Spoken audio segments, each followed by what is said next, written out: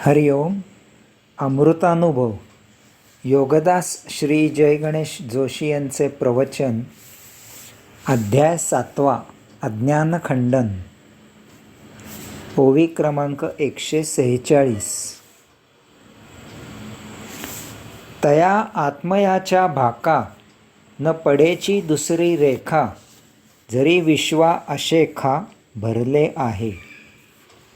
अर्थात जरी ब्रह्मांड बहुविध भेदाने भरलेले आहे, तरीही आत्मपरब्रह्माचे वचन असे आहे की येथे अभेद आहे. माऊली म्हणतात की हे मान्य आहे की हे ब्रह्मांड अनेकविध भिन्न भिन्न अशा विचित्र भेदाने भरलेले आणि व्यापलेले आहे. तरीही माऊली ठासून सांगतात की या आत्मपरब्रह्माने स्वतःला वचन दिले आहे आणि तसे ते राखले आहे, पाळले आहे की येथे जराही किंचितही भेद नाही, सर्व काही अभेदच आहे. माऊली एकाच ओवीत परस्पर विरोधी विधान करत आहेत. असेच सकृतदर्शनी कोणालाही वाटेल, तथापि सखोल विचार केला तर यातील तथ्य सहजच पटेल. एक म्हणजे असे वचन आत्मपरब्रह्म स्वतःला देऊ शकते, कारण वचन द्यायला येथे अन्य कोणीही नाही. तसेच हेही सत्य आहे की जेव्हा आपण स्वतःला काही वचन देतो, स्वतःला काही शब्द देतो, स्वतःसाठी काही ठरवितो, तेव्हा ते आपण कसोशीने पाळतो, कारण ते आपल्याला मनोमनी पटलेले असते.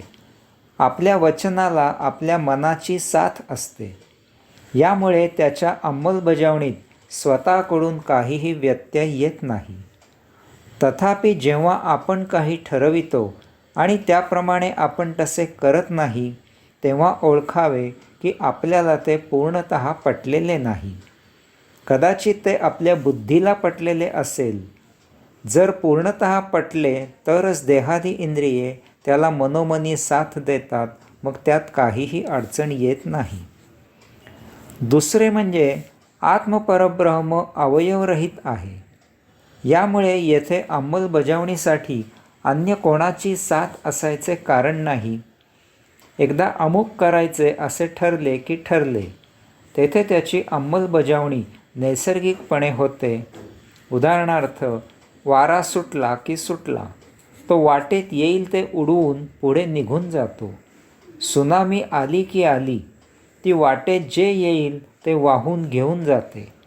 वाटेत आलेले काय, कसे, किती, कोणाचे आहे ह्या भावना वाऱ्याला किंवा सुनामीला नाहीत. यास्तव आत्मपरब्रह्म जे ठरविते त्याच्या अंमलबजावणीत काहीही अडचण येत नाही. तिसरे म्हणजे आत्मपरब्रह्म स्वतःमधूनच माया निर्माण करते आणि त्यामधून मायेला आवश्यक ती परम ऊर्जा पुरवून ब्रह्मांडात भौतिक वस्तुजगत निर्माण करते.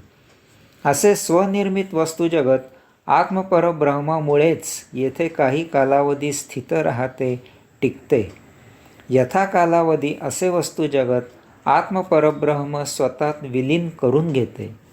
अशा प्रकारे येथे त्या एकमेव तत्वाचाच कारभार आहे, पसारा आहे, नियंत्रण आहे.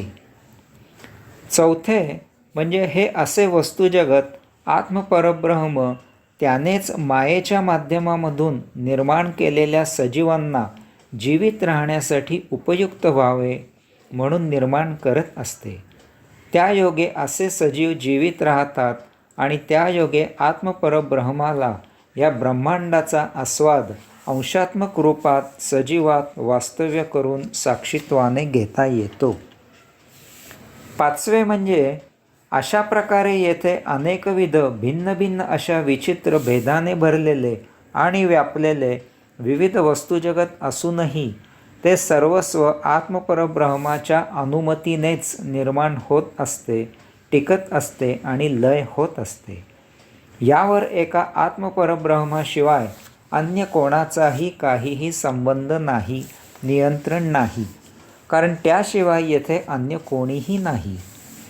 अशा प्रकारे आत्मपरब्रह्माने स्वतःला वचन दिले आहे आणि तसे ते राखले आहे, पाळले आहे की येथे जराही किंचितही भेद नाही, सर्व काही अभेदच आहे. ओवी क्रमांक 147.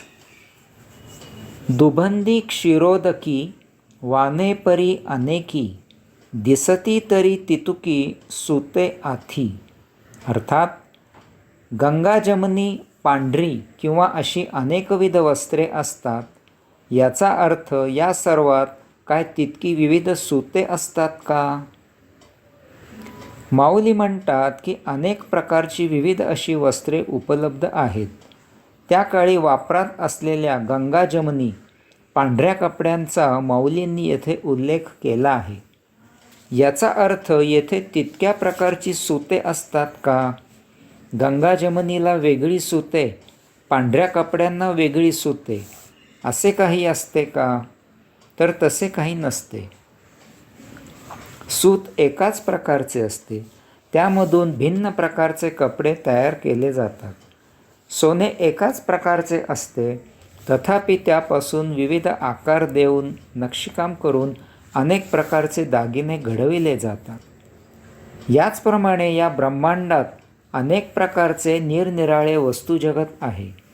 याचा अर्थ येथे त्यांचे तितके विविध निर्माते नाहीत.